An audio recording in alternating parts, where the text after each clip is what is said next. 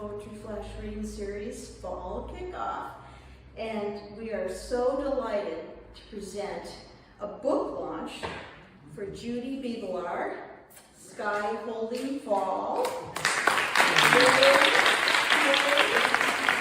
And a wonderful reading by award-winning poet Jeanne Wagner, who we've wanted to have for years, but got stymied by the pandemic. So we're so glad that you're with us today, Jeanne. Wonderful.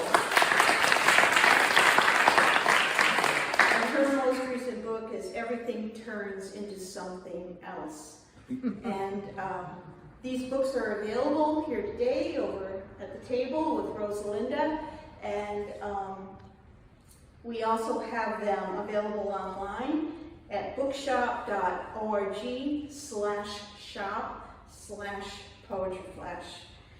Before we begin, I'd like to announce two upcoming events that Poetry Flash will present.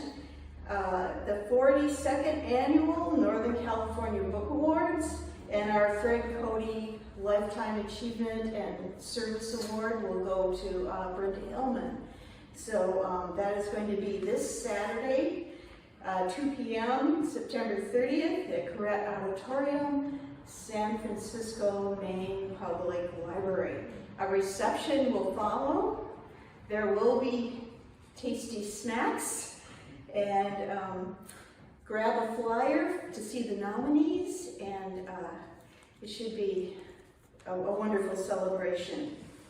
Next will be our annual Watershed Environmental Poetry Festival, Saturday, October 14th at Civic Center Park, alongside the Berkeley Farmers Market on Martin Luther King Jr. Way in Berkeley. And we're going to be honored with Bob Hass will be there, Brenda Hillman will be there, and many other poets that you have heard of and hopefully will enjoy, and a great jazz band. And we're going there to stand up to the earth because we really need to do that a little more frequently these days. So it should be a wonderful time. So check out poetryflash.org for updates that will be posted throughout this week on those events. Thanks again to the Hillside Club and Rosalinda Monroy and Stephen Bunza for their help. And now to introduce the poets, I give you Richard Silberg, Associate Editor of Poetry Flash. From her book, Everything Turns into Something Else. And the imagination, the linguistic agility of this book is key. I've checked with Jeanne, so I'm not stealing her thunder, but I wanted to start out by quoting a little bit from her poem, Going for the Jugular, which immediately puns to going for the juggler. And her family, it's a family of jugglers, which we could start thinking, what are they juggling? Who is it? Who is avoiding who? What is being played with?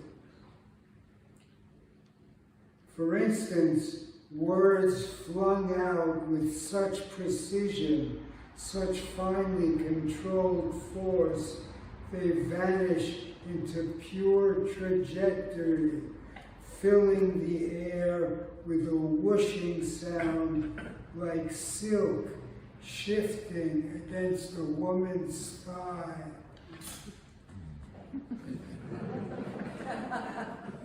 Ending with a 5-ball cascade, with everything you ever loved wheeling away from you, then returning.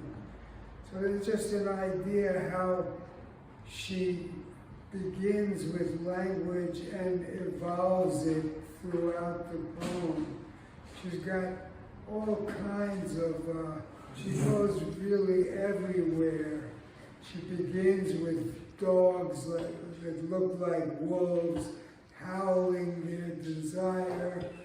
We're reaching out across space. She has a poem in defense of Goldilocks.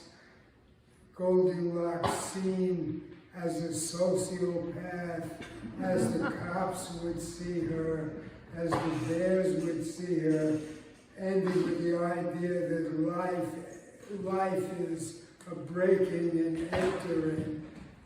There's so much in this book, so much of intelligence and, as I say, linguistic chops. Let's give her a warm welcome, Judy. Thank you, Richard, for your generous introduction. It's true. A lot of these poems are just plain weird.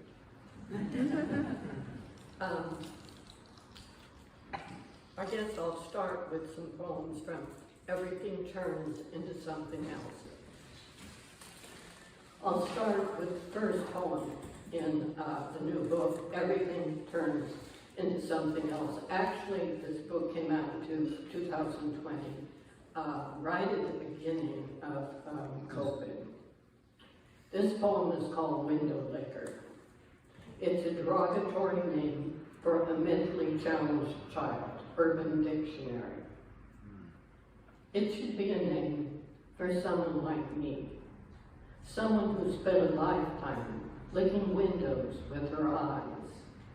When I was 19, I was in love with someone who left me. Winter nights, I'd watch for him as he came out of work. I'd be sitting at a cafe, nursing my mug of coffee at a table near the window. From there, I could see him in his other world as he passed me by.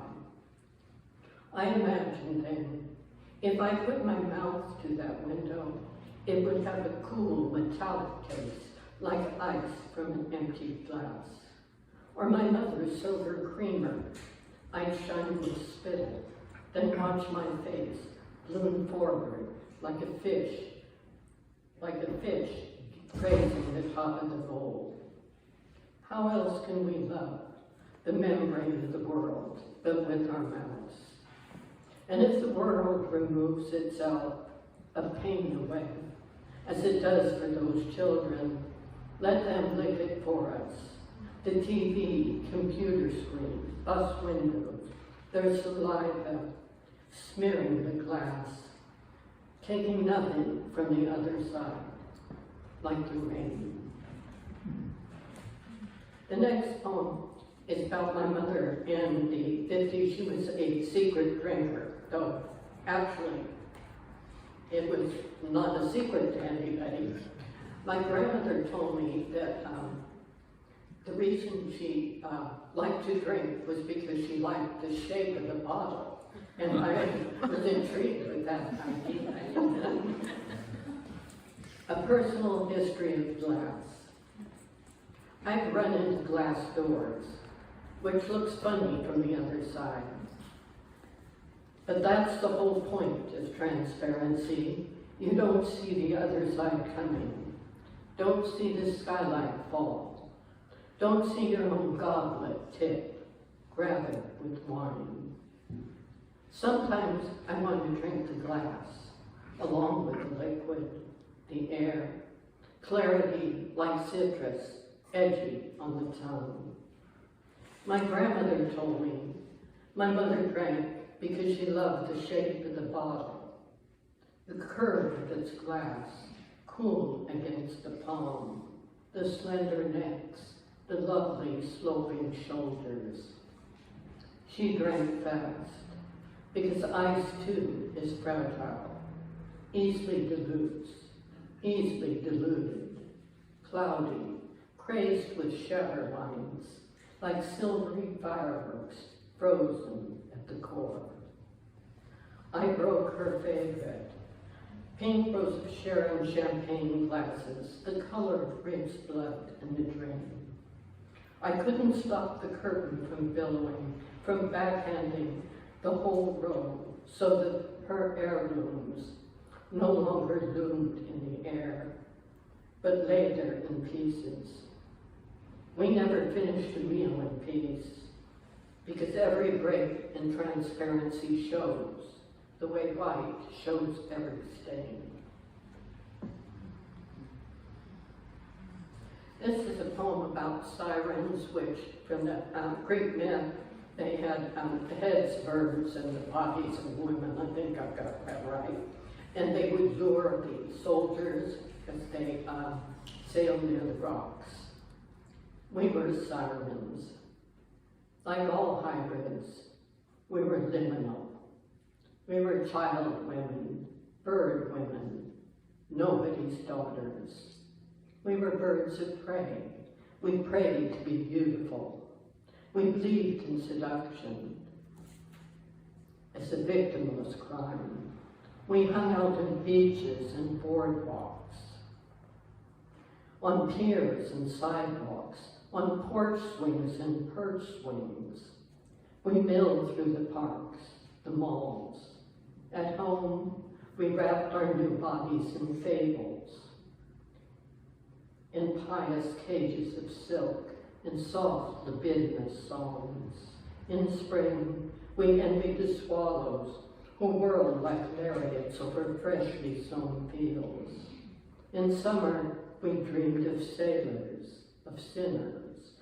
We listened for the sound of speedboats skimming the bay, our ears tuned to the thrum of escape. We were bird-made, were bridesmaids. We dived down so fast, our hearts became weightless. Our throats made shrieks like stukas, splitting the air. Some heard this as a warning, others as a wail. Still others knew it was song.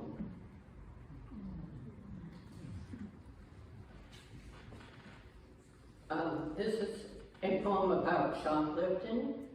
I've told people this, I have stopped for shoplifting on many occasions, probably 5 or 6. I never have done shoplifting, but I've somehow stopped. I must secretly have the profile of the shoplifter. The worst case was in Cornwall, in England, where they actually had a cordon of police waiting for me as I came out of the supermarket, and crowds surrounding me, and as they went through my pockets.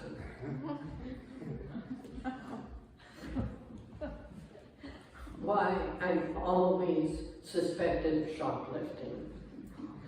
I must look like a thief wandering the aisles, eyes skimming over scarves, their silk rippling like sea anemones. My eyes in the farmer's market, stroking the golden bulge of a mango, or the violet skin of Concords hanging from their chandelier clusters. In Saks once, a clerk came up and stood beside me, gave me a restraining glance as my eyes ogled the opal buttons on a blue voile blouse, caressed its collar with all the concentration of a back window voyeur. Maybe it's because the eyes are natural predators, our orbital limbs, our feral, are the fingers, the paws of the mind, pacing over open grasslands with intent to devour. The nuns always cautioned us to keep custody of our eyes, as if we should make them file daily reports, wear shackles, stay downcast, stay livid, stay sealed like lips that don't ask, won't tell. I was only browsing, I wanted to say to the clerk, my mouth full of new shoes, a bit of tender bark, some smallish buds.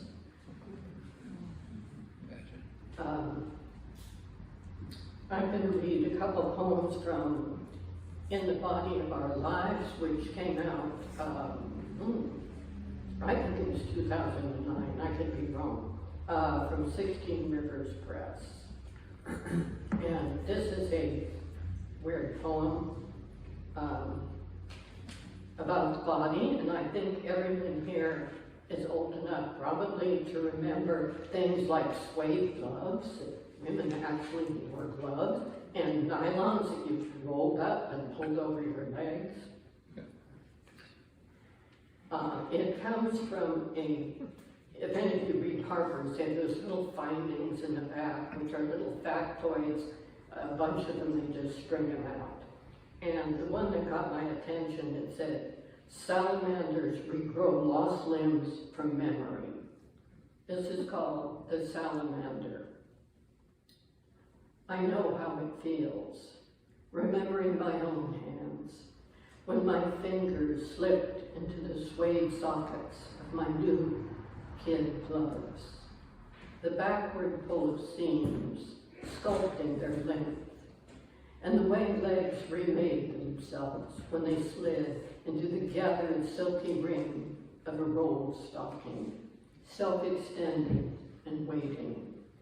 Limbs reaching for their contours, the flare of the calves and bald pate of the knee, the soft inner thighs tracing themselves, a journey, an arc, desire and memory, reciprocal peninsulas of touch or near touch, like that small invisible arc between the fingers of God and Adam, the gesture of that hand, wrist bent, as if it wants to break off and become a separate thing.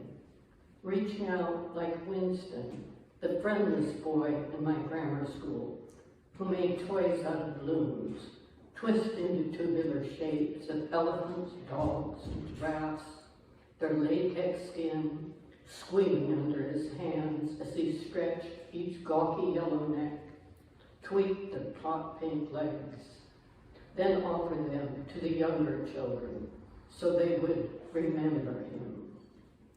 When we say limb, we mean limb.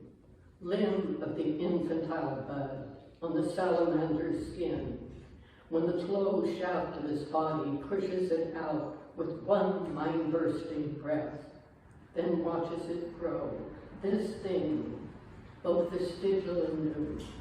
At first, so close to his body, it's not yet an extremity. This goes to an old motion, emotion. This recursive limb, so slick and scarred, I couldn't be scared of living with an imposter, some freaky neonate sprung from his body with the sheen of new skin, and moving with such alien momentum, it seems to be running away with him into completeness.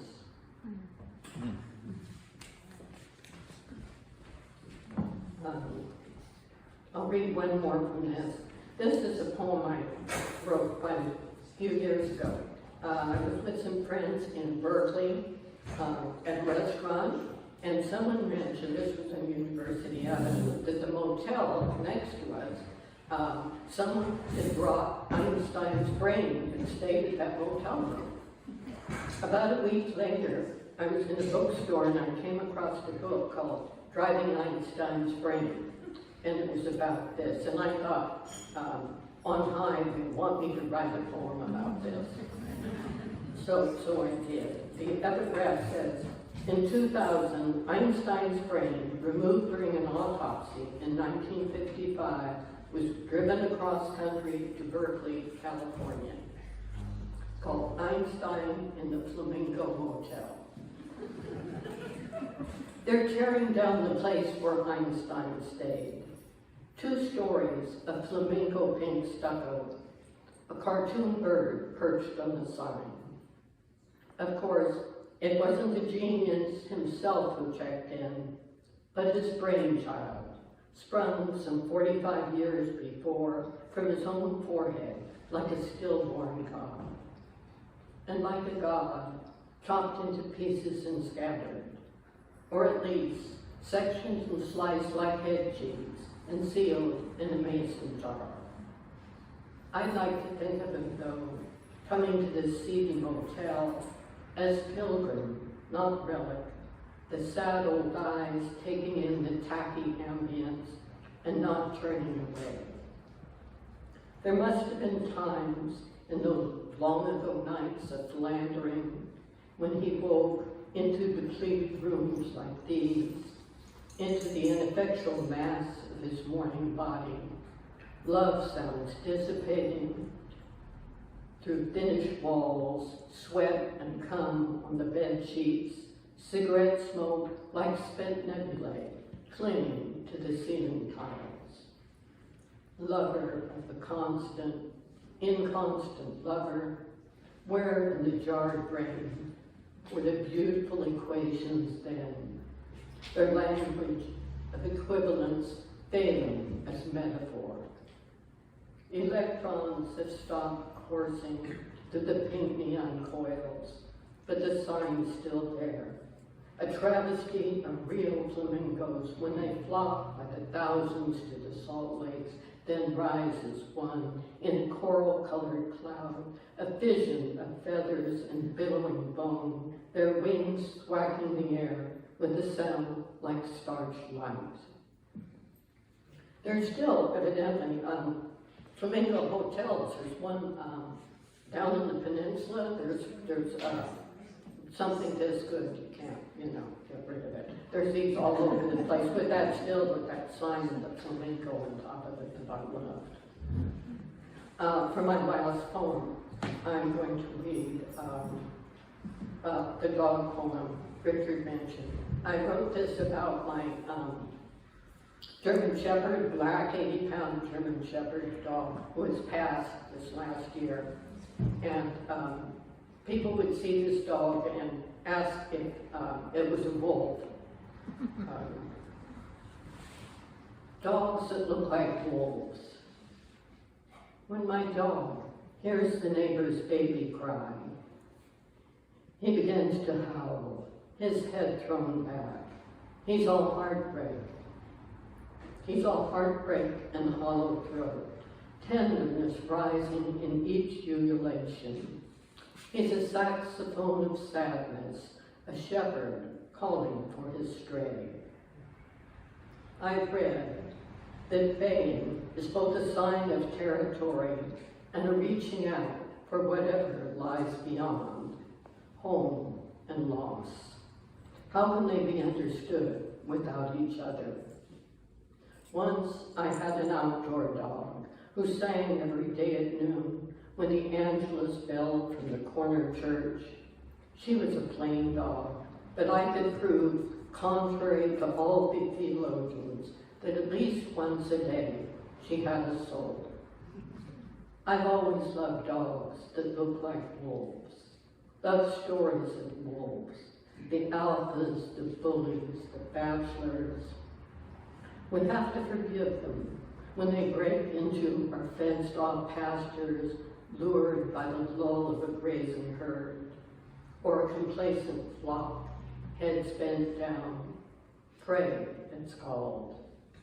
At night, wolves chorus into the trackless air, the range of their songwriting far from their bodies, till they think the stars will hear it and be moved, almost to breaking, while my poor dog stands alone on the deck, as if he's like me, looking for a place where his song will carry. Dogs know, if there is solace to be had, their voice will find it. This air is made for lamentation. Thank you.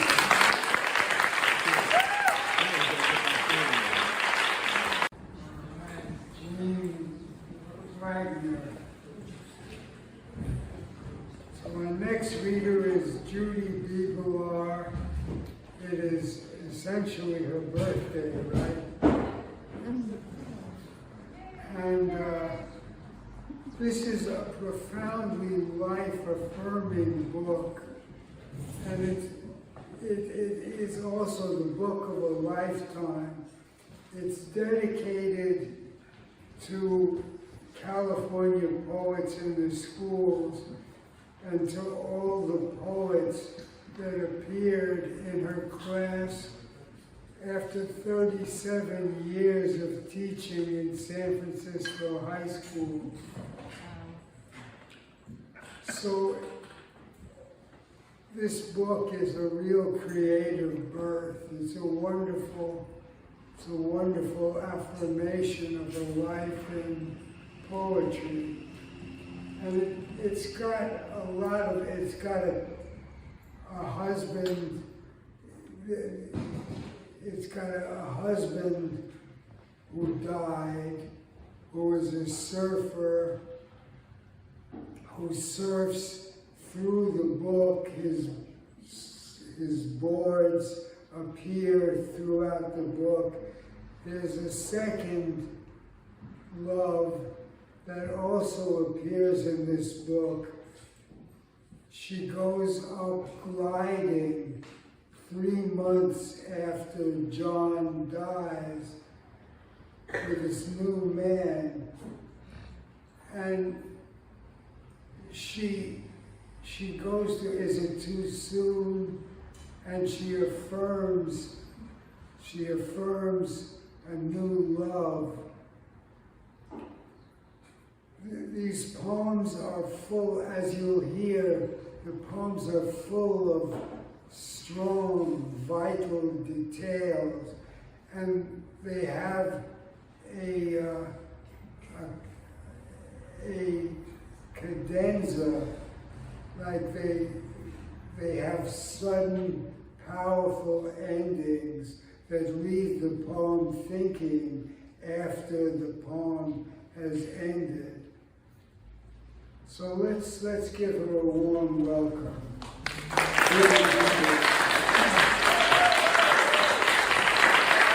Thank you for coming. It's great to see all of you here, and thank you, Joyce, and thank you, Richard, for making this happen. My first poem is called Breath.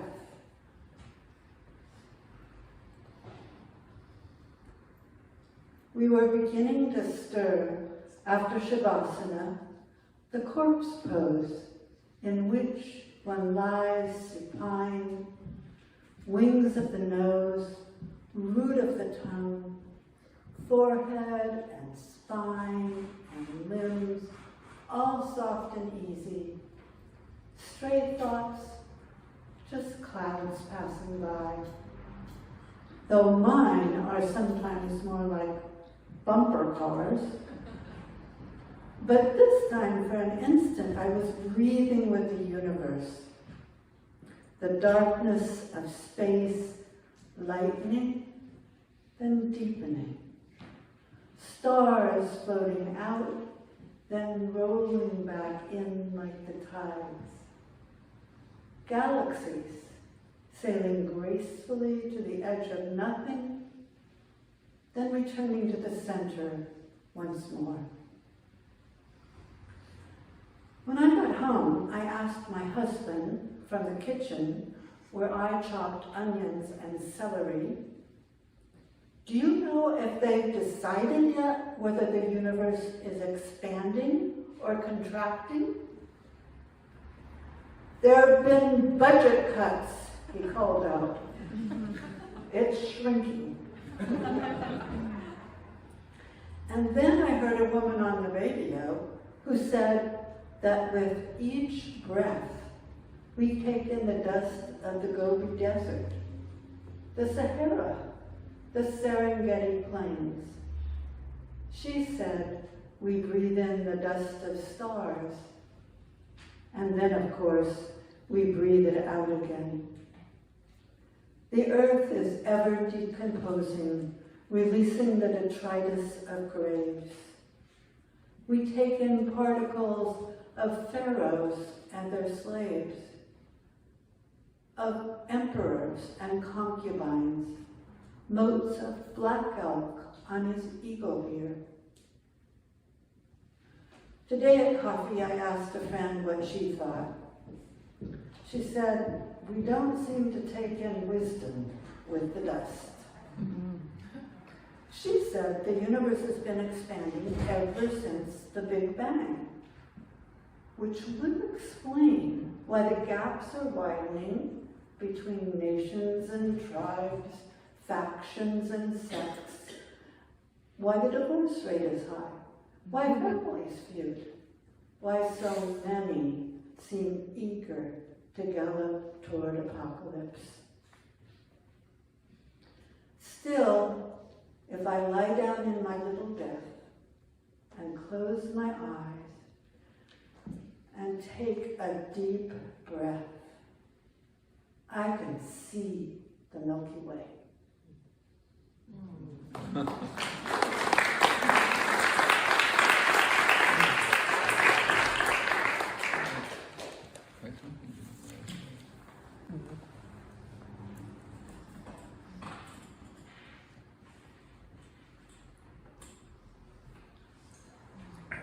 This poem is called Something. This has something to do with the tap, tap, tap of an early morning dream, with traffic rushing by and people who talk too much, with jet exhaust and red-tailed hawks. This has something to do with plum blossoms every February, and then hard rain.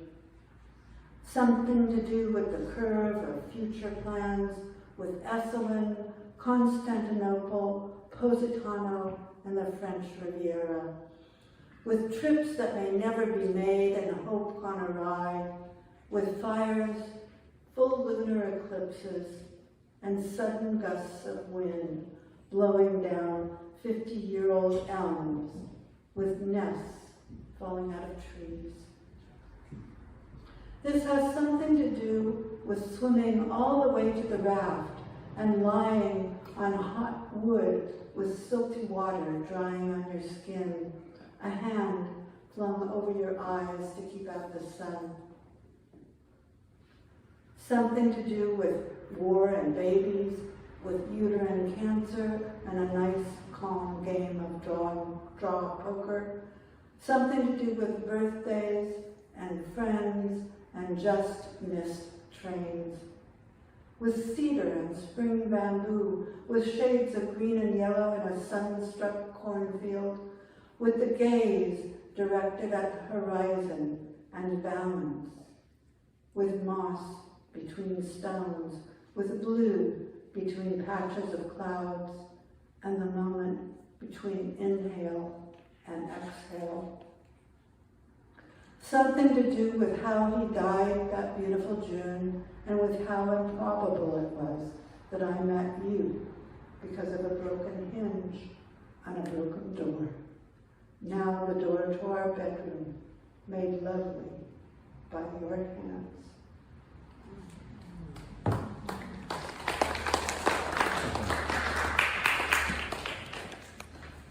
And this one's called Persimmon. In the snapshot, he balances it on his bald head. The smile under that glowing fruit is complicated. I can see him before he got sick, his hair tamed into a ponytail by a rubber band. I laughed when he told me that one of his students, a girl in his English class at Richmond High, asked if she could touch his hair. Why, Mr. Bebelaar, your hair is nappy like mine. After the chemo, all John's thick, curly brown hair fell out in clumps in the shower over a few days. I bought, as a present for him, a persimmon tree. He loved to see the orange fruit on bare winter limbs. I loved that last year, the tree, transplanted 3 times, bore the most fruit it ever has. Soon it will be older than he was when he died. Soon the leaves will burnish, then fall in a few days, as they always do, in a bright heap.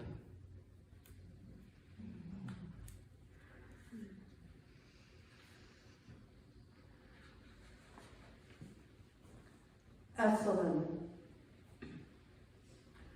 All I can hear is the sure, steady sound of waves shouldering in.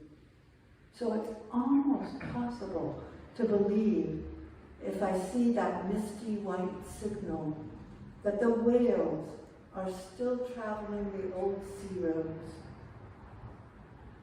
Just now, I can't bear to think of starfish deformed, of dying dolphins, or my sister, who's in a rehab called Life Care of Charleston, who says she's fine and I shouldn't worry. All I ask is to look at this wide sea. Just now it is shining, and a whale, a whole pod of them, could be out there, heading for the Sea of Cortez. Very well. And I'm sure many of you are familiar with the Guggenheim Museum and its beautiful staircase leading up to the light, which falls down.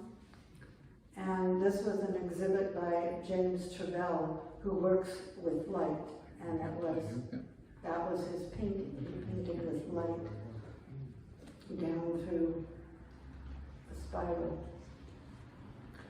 Light falling from 18 billion years ago, from stars, or from stage lights. Light cascading down like rain, like a blessing. My heart beats more slowly as the soft blue deepens shade by shade into royal blue at the lowest tier of the rotunda's ascending spheres. And already the light falling from the highest sphere in the dome is now rose, becoming warmer as it spills from each ring of light, and my breath quickens, my heart pumps time away faster, and yet here we are in a timeless realm of falling light. Mesmerized by yellow now into peach, and the world outside with its racket and clatter, its cursing and spitting, less real than the light falling all around, like the light near water, we silent watchers bound to one another by the falling light.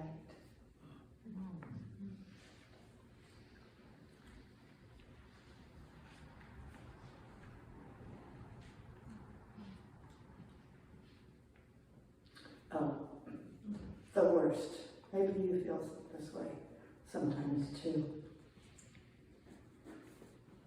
After Maggie Smith's What I Carried, I wrapped my fear of the worst in a pink flowered blanket and pushed it around in my doll buggy. I showed it the camellias and the cactus, the feathery pampas grass, the sky. I carried my fear of the worst that could happen, swaddled in nightmares, the darkened house, the scared, scary face staring out the high window, my mother's. I tried to appease my fear of the worst with heart-shaped buttons we girls wore around our necks, with notebooks where we wrote our good deeds for the day, with whitewash on the walls of our shack of a clubhouse. I worked hard to prevent my fear of the worst with stray days and strings of campfire beads, with joining up and signing up and meeting up and always showing up. I carried my fear of the worst down into the darkness below the slippery stairs, strapped it down, chained it up, locked the door. But the worst would not shut up or give up. Always, the worst sneaks out, shows up in a different costume, wears a new mask.